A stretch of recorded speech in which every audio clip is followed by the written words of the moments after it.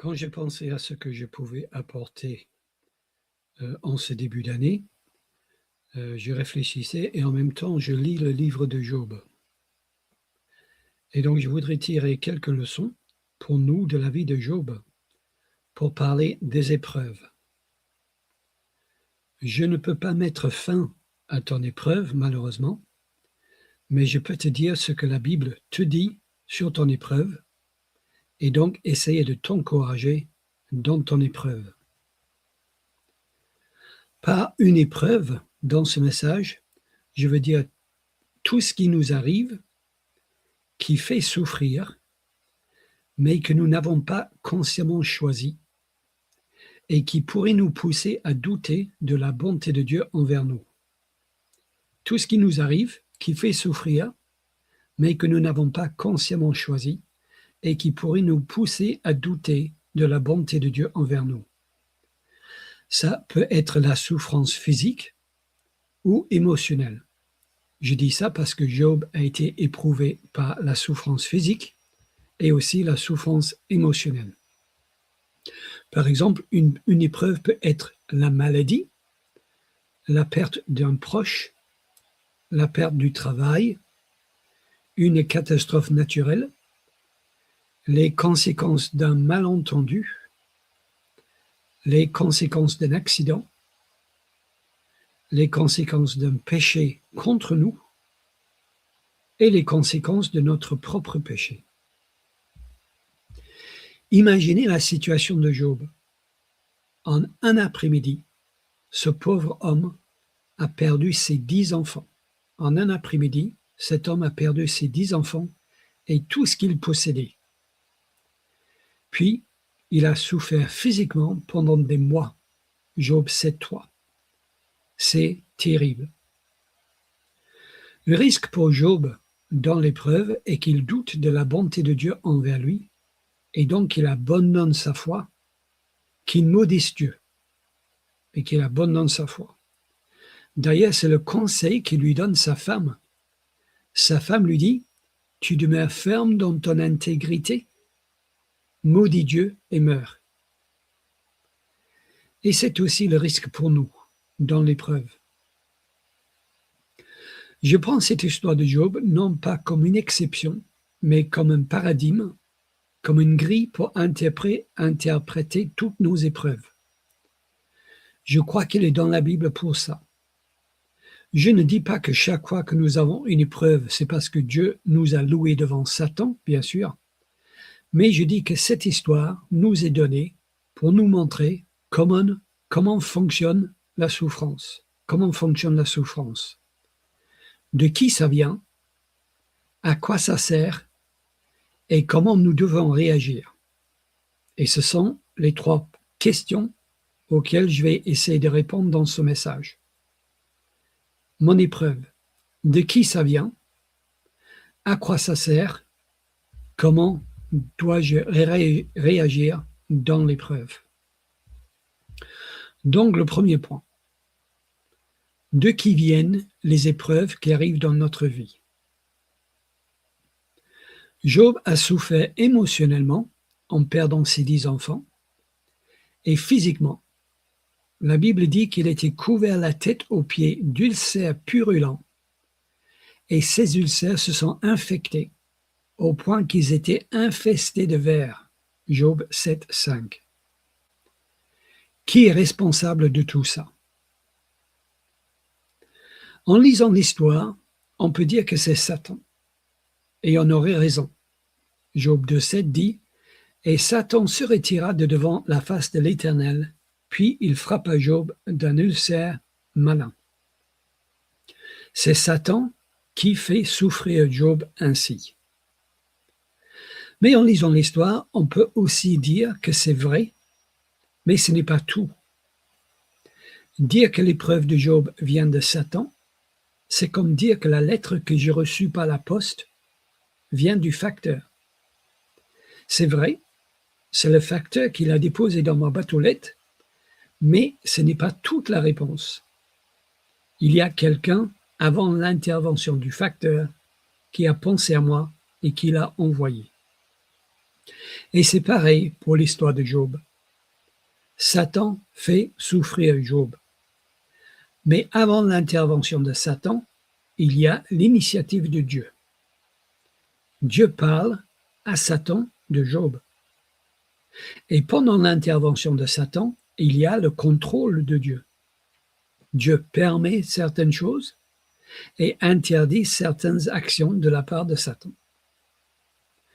Donc, dans ce sens, on pourrait aussi répondre que les épreuves de Job viennent de Dieu, et on aurait raison. Je pense que la réponse la plus fidèle au texte biblique est « L'épreuve de Job est envoyée par Dieu à travers Satan ». Ou encore « Dieu autorise Satan à faire souffrir Job ». Ou encore « Dieu utilise Satan pour faire souffrir Job ». Dans toutes ces réponses, Dieu est à l'origine de l'épreuve et Satan est le moyen utilisé par Dieu. Les théologiens disent que Dieu est la cause première et Satan est la cause secondaire. Au bout du bout, c'est Dieu qui fait souffrir Job.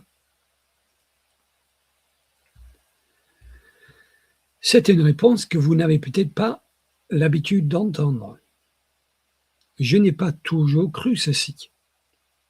J'ai grandi dans une église charismatique et je croyais à l'époque que certaines épreuves viennent de Dieu, mais que d'autres épreuves ne viennent absolument pas de Dieu. Elles viennent du monde ou du diable.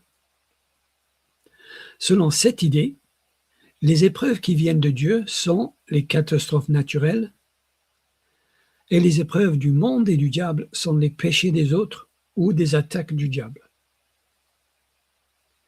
Mais si nous regardons l'histoire de Job, cette catégorisation ne tient pas. Car dans les épreuves que Job a subies, il y a les deux sortes. Il y a les catastrophes naturelles, certes. Par exemple, nous lisons verset 16. « Il parlait encore lorsque notre vin est dit, le feu de Dieu est tombé du ciel, a embrasé les brebis et les serviteurs et les a consumés. Et je me suis échappé moi seul pour t'en apporter la nouvelle. » Donc cette épreuve rentre dans la catégorie d'épreuve de Dieu. C'est peut-être la foudre. En tout cas, c'est le feu de Dieu qui tombe du ciel. Et donc c'est une catastrophe naturelle. Mais dans les épreuves que Job a subies, il y a aussi le péché des autres contre lui. Au verset 14, nous lisons « Il arriva auprès de Job un messager qui dit « Les bœufs labourés et les ânesses paissés à côté d'eux. Les Sabiens se sont jetés dessus, les ont enlevés et ont passé les serviteurs au fil de l'épée, et je me suis échappé, moi seul, pour t'en apporter la nouvelle. » Ici, il y a vol et meurtre, vol des bêtes et meurtre des serviteurs. Et ces péchés aussi font partie de l'épreuve que Dieu a donnée à Job. Donc, la catégorisation épreuves qui viennent de Dieu et épreuves qui ne viennent pas de Dieu n'est pas biblique. Toutes les épreuves viennent de Dieu, que ce soit catastrophe naturelle ou péché des autres contre nous. D'ailleurs, c'est uniquement pour cette raison que Job peut dire au verset 21 « Je suis sorti nu du sein de ma mère, et nu je retournerai dans le sein de la terre. L'Éternel a donné, et l'Éternel a ôté, que le nom de l'Éternel soit béni. » Job sait bien que ce sont des Sabiens qui ont tué ses serviteurs. Mais il dit « L'Éternel a ôté ». L'Éternel a ôté. L'Éternel a utilisé Satan, qui a utilisé les Sabiens pour tuer ses serviteurs. Donc c'est l'Éternel qui a ôté la vie aux serviteurs selon Job. C'est l'Éternel qui a ôté la vie de ses serviteurs selon Job, parce qu'il dit « L'Éternel a ôté ». Et Job dit aussi, chapitre 2, verset 9, sa femme lui dit « Tu demeures ferme dans ton intégrité, maudis Dieu et meurs. » Mais Job lui dit verset 10, « Tu parles comme une femme insensée. Quoi? Nous recevons de Dieu le bien et nous ne recevrions pas aussi le mal ?» Pour Job, c'est insensé de penser que Dieu ne nous donne que le bien. C'est insensé pour Job que de penser que Dieu nous donne que le bien. Dieu donne le bien et aussi le mal. Donc, toutes les épreuves viennent de Dieu, selon Job. L'Éternel donne la vie, l'Éternel ôte la vie, l'Éternel donne le bien et l'Éternel donne aussi le mal. Mais là, quelqu'un pourrait proposer une objection à ce que je suis en train de dire et me dire « Mais attention là, ça c'est Job qui parle. Et tout dans le livre de Job n'est pas inspiré de Dieu. De plus, Job ici, il est sous le choc. Il est secoué. Et nous savons que Job, c'est un des plus vieux livres de la Bible. Il comprend les choses avec son interprétation primitive de l'époque. Donc, il est choqué par ce qui arrive, et en plus, c'est un homme primitif, donc c'est normal qu'il parle comme ça. Mais ce n'est pas la réalité. Dieu ne pense pas ce que Job dit. Voilà ce que quelqu'un pourrait proposer comme objection à ce que je viens de dire. Sauf que le problème avec cette objection, c'est que la Bible précise que l'Éternel est d'accord avec Job. La Bible précise, pour que ça soit clair pour nous, que quand Job dit ce qu'il dit, Dieu est d'accord avec lui. Parce que quand Job dit « l'Éternel a ôté », le verset suivant dit, chapitre 1, verset 22, « En tout cela, Job ne pécha point et n'attribua rien d'injuste à Dieu. » Et quand Job dit « Quoi, nous recevons de Dieu le bien et nous ne recevrions pas aussi le mal ?» Le verset suivant dit, donc le verset 10, chapitre 2, verset 10 dit « En tout cela, Job ne pécha point par ses lèvres. » Donc, selon le narrateur, inspiré de Dieu ici, ce que Job dit est vrai. Ce que Job dit est vrai. Quand Job dit « l'Éternel a ôté », c'est vrai selon le narrateur. Et quand Job dit « l'Éternel donne le bien et le mal », c'est vrai selon le narrateur. Dieu est donc d'accord avec l'analyse de Job sur sa situation. Quand Job dit que c'est Dieu qui a repris ses serviteurs et ses enfants, Dieu est d'accord, alors qu'il sait que c'est Satan qui l'a fait. Et quand Job dit que c'est Dieu qui envoie le mal, Dieu est d'accord, alors qu'il sait que c'est Satan qui a envoyé le mal. Parce que Dieu est à l'origine de l'épreuve et Satan est le moyen utilisé par Dieu pour envoyer l'épreuve. Toutes les épreuves viennent de Dieu. Si tu n'es pas d'accord avec l'analyse de Job sur sa situation, tu n'es pas d'accord avec l'analyse de Dieu, car Dieu est d'accord avec Job. D'ailleurs, je ne suis pas obligé de me contenir au livre de Job pour prouver ce que je dis ici. Cette idée est confirmée par le reste de la Bible. Il y a de nombreux versets qui enseignent que les épreuves viennent de Dieu. Trop pour tous les citer ici. En voici deux exemples. Dieu dit qu'il fait mourir et qu'il blesse. Deutéronome 32, 39. Sachez donc que c'est moi qui suis Dieu, et qu'il n'y a point de Dieu près de moi. Je fais vivre et je fais mourir.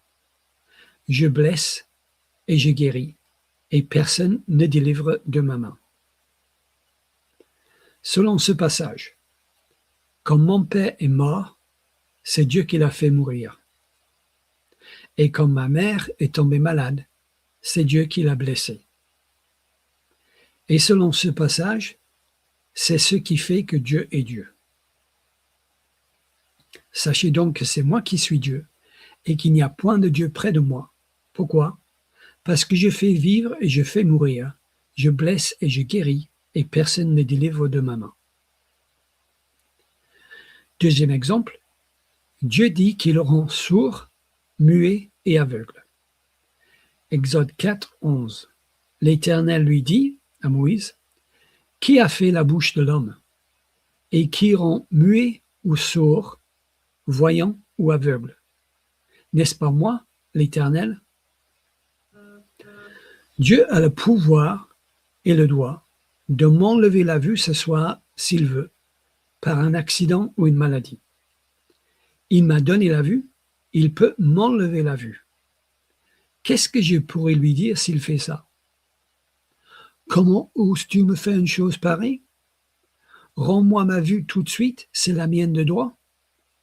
Bien sûr que non, tout ça c'est absurde. Dieu a le droit de donner la vue, il a le droit d'ôter la vue. Non, en réalité, je pense que nous savons que cette idée est biblique et logique, mais émotionnellement, elle est dure à accepter. Donc non, la Bible n'enseigne pas qu'il y a des épreuves que Dieu ne donne pas, bien au contraire. Toutes les épreuves viennent de Dieu. Attention, comprenez-moi bien. Je ne dis pas parce que Dieu a voulu une action, alors il approuve l'action. Je ne dis pas parce que Dieu a voulu une action, ça signifie que Dieu approuve cette action. Je dis que Dieu jugera Satan pour avoir fait souffrir Job, même si c'était la volonté de Dieu que Satan le fasse. Nous devons avoir une catégorie dans notre esprit qui dit que Dieu peut vouloir une action et condamner cette même action comme péché. Nous devons avoir une catégorie dans notre esprit, parce que c'est une catégorie biblique, qui dit que Dieu peut vouloir une action et en même temps condamner cette même action comme péché.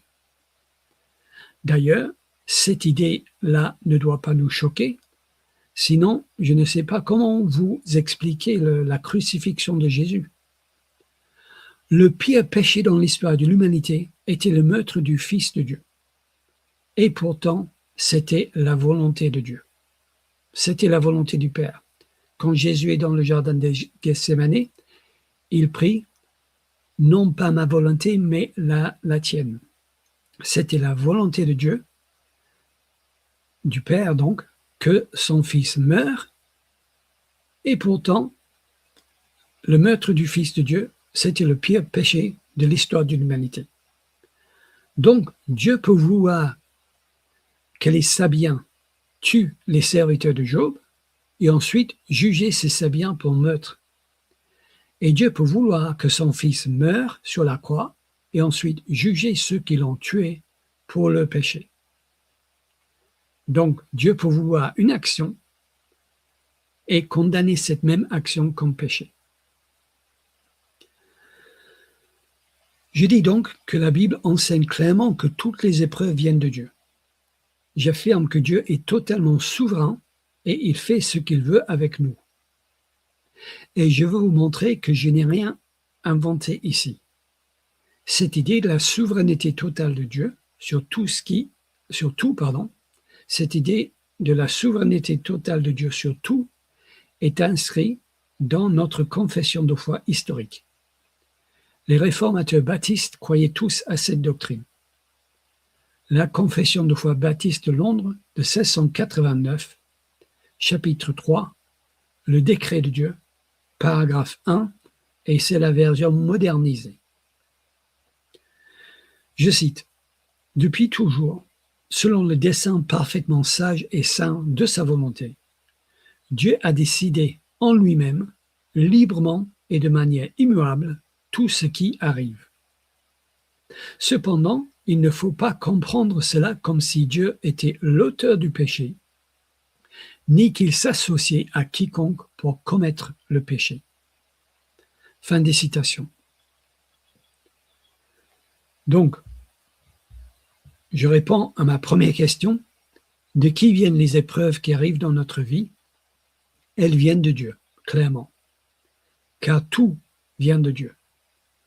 Parfois, elles viennent directement, parfois indirectement, mais elles viennent de Dieu. L'Éternel a ôté, dit Job. Et le narrateur ajoute, en tout cela, Job ne pécha point et n'attribua rien d'injuste à Dieu. Quoi? Nous recevons de Dieu le bien et nous ne recevrions pas aussi le mal? En tout cela, Job ne pécha point par ses lèvres.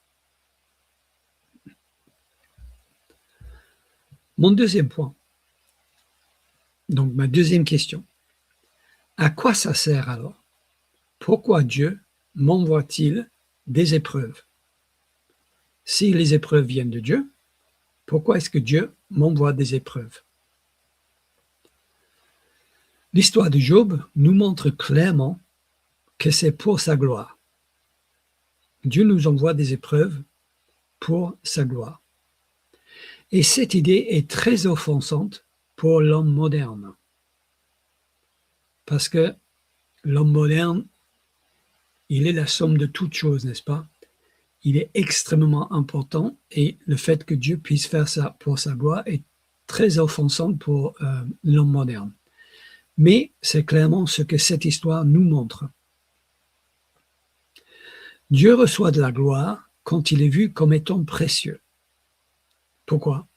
Parce qu'il est infiniment précieux.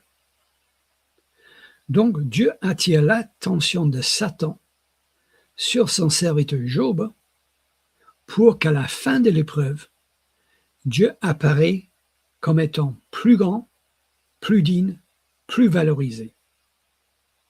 Non pas que Dieu est plus grand ou digne. La réussite de Job dans l'épreuve n'ajoute rien à la gloire de Dieu. Mais elle nous montre que Dieu est plus grand, plus valorisé, et c'est ça, glorifier Dieu. Nous mettre devant les yeux la valeur réelle de Dieu. L'image n'est pas d'un microscope qui agrandit la gloire de Dieu, qui est petite. C'est pas ça l'image. L'image est d'un télescope qui prend quelque chose qui est immense et qui nous aide à la voir pour ce que c'est. À la fin de l'épreuve de Job, Dieu apparaît plus grand, plus digne, plus valorisé à nos yeux qu'il n'y paraissait avant. Pourquoi?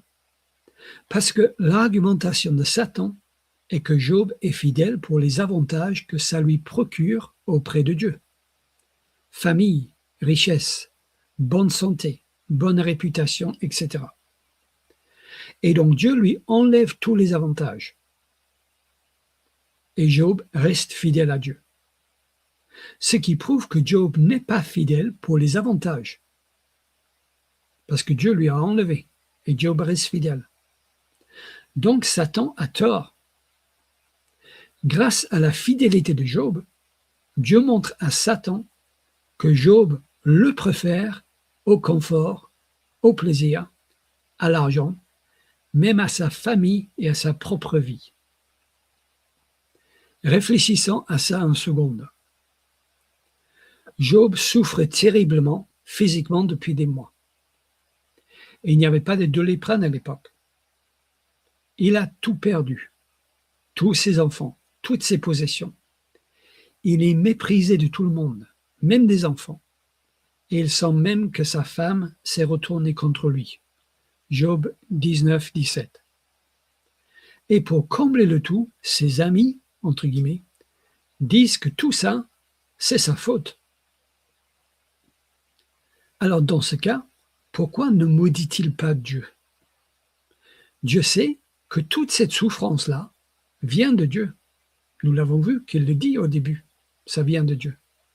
Dieu l'afflige de tout ça, alors pourquoi est-ce que Job reste fidèle à ce Dieu-là? Eh bien, Job est fidèle parce qu'il chérit plus sa relation avec Dieu que tout le reste. Job considère que connaître Dieu a plus de valeur que tout le reste. Ainsi, Dieu est déclaré publiquement par les actions de Job comme étant plus précieux aux yeux de son enfant que tous les autres avantages réunis. Et donc Dieu est glorifié parce que Dieu est plus précieux que tout ça réuni.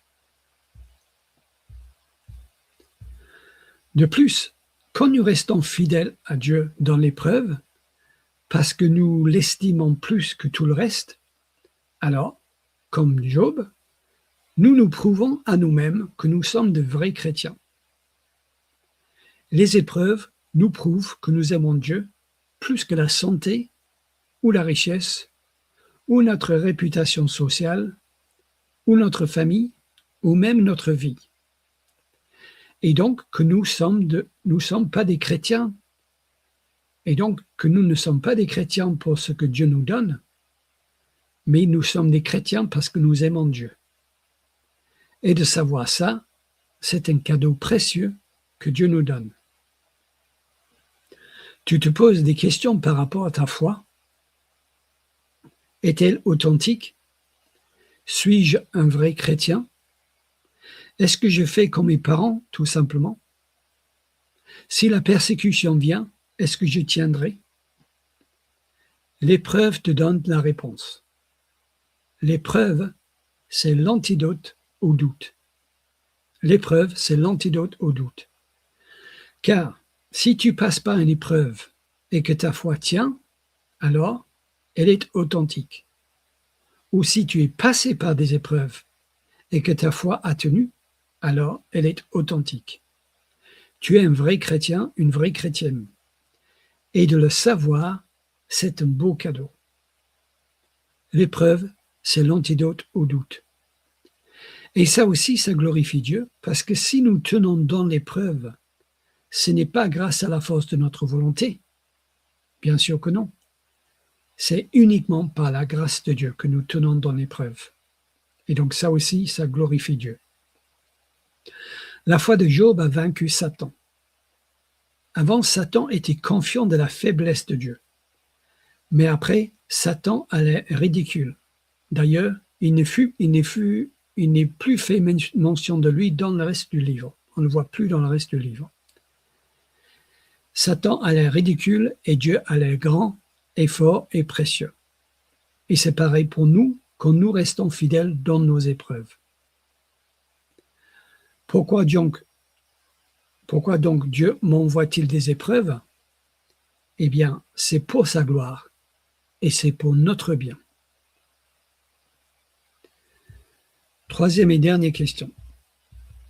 Comment devons-nous donc réagir dans l'épreuve?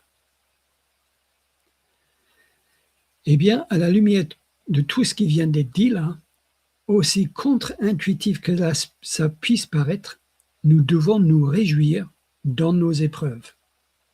Nous devons nous réjouir dans nos épreuves. Jacques 1,2 dit « Mes frères, regardez comme un sujet de joie complète les diverses épreuves auxquelles vous pouvez être exposés. » On doit regarder une épreuve comme un sujet de joie complète.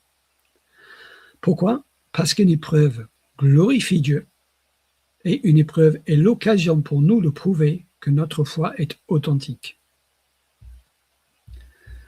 Mais nous sommes humains. Dans l'épreuve, souvent la dernière chose que nous avons envie de faire, c'est de nous réjouir. Et je dirais que c'est normal. Il est légitime de crier à Dieu dans l'épreuve. Psaume 13 dit « Jusqu'à quand, Éternel, m'oublieras-tu sans cesse?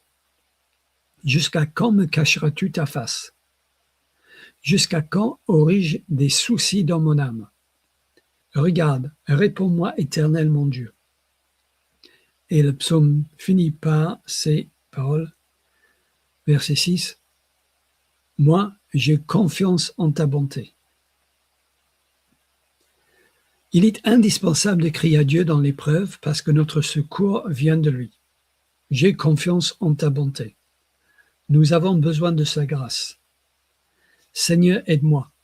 Viens à mon secours. J'ai besoin de toi pour tenir. C'est l'occasion de jeûne et de prière. Et je voudrais donner quelques conseils plutôt pratiques ici.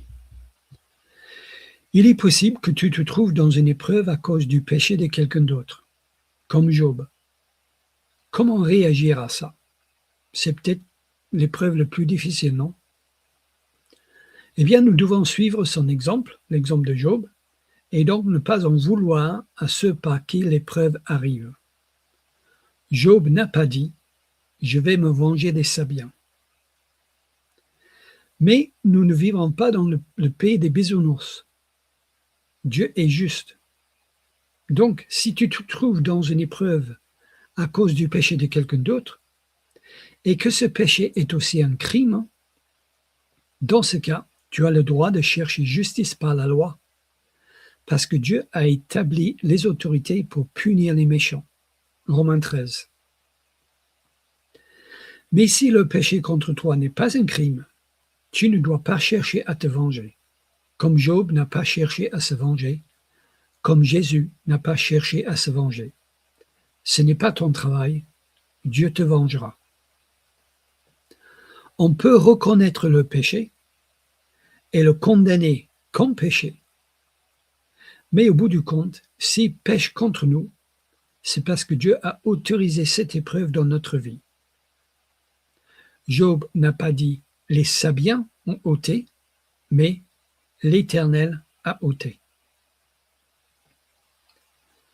Mais de l'autre côté, nous ne cherchons pas à rester dans la souffrance comme si elle avait une valeur spirituelle. Nous ne sommes pas bouddhistes.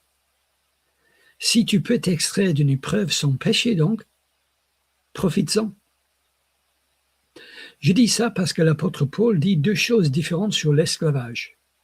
Et être esclave était une épreuve.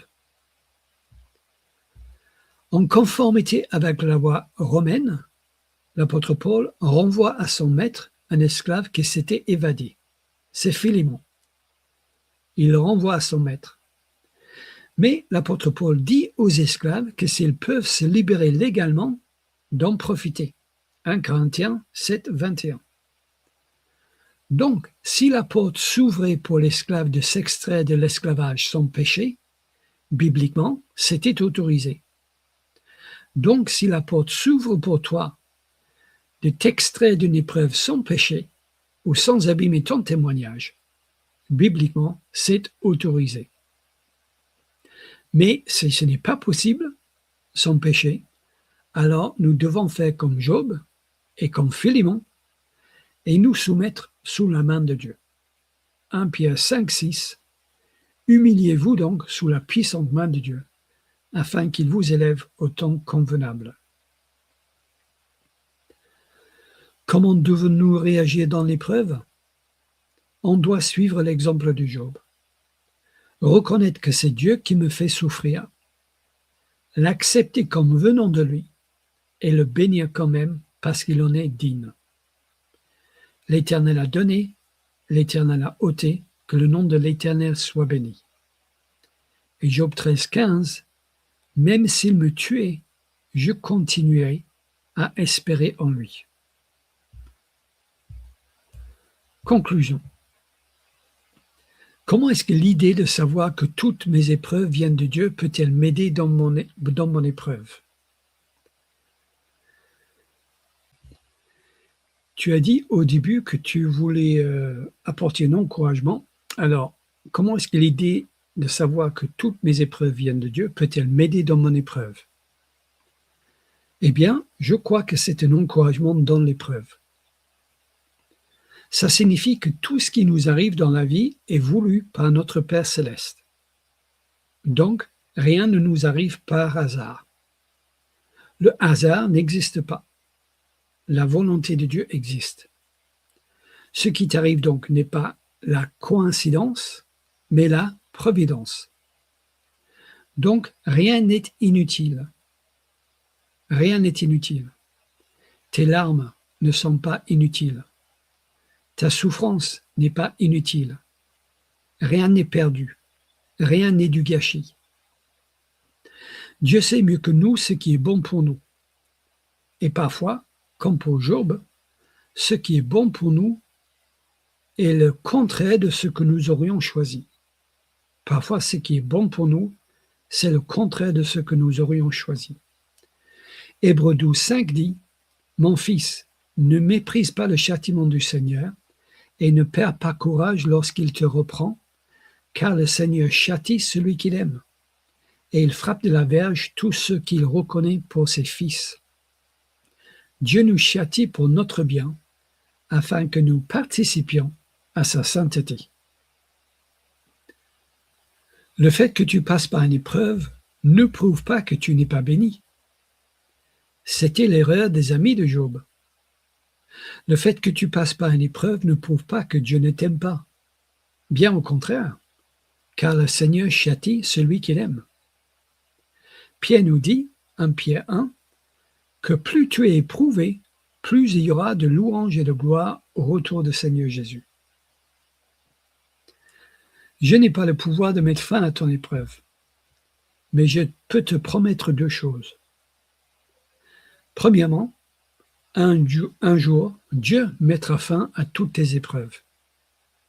Un jour, il mettra fin à toutes tes souffrances physiques pour toujours.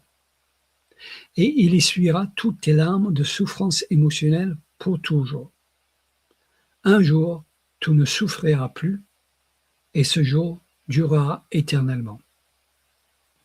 Et deuxièmement, en attendant, oui, l'épreuve est dure, mais nous ne pouvons pas être mieux accompagnés. Dieu sait ce que tu peux supporter, et il ne te donnera pas plus que tu peux supporter.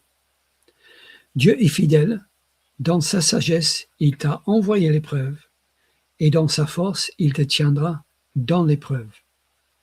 Philippiens 4,6 dit « Ne vous inquiétez de rien, mais en toute chose faites connaître vos besoins à Dieu par des prières et des supplications avec des actions de grâce, et la paix de Dieu, qui surpasse toute intelligence, gardera vos cœurs et vos pensées en Jésus-Christ. »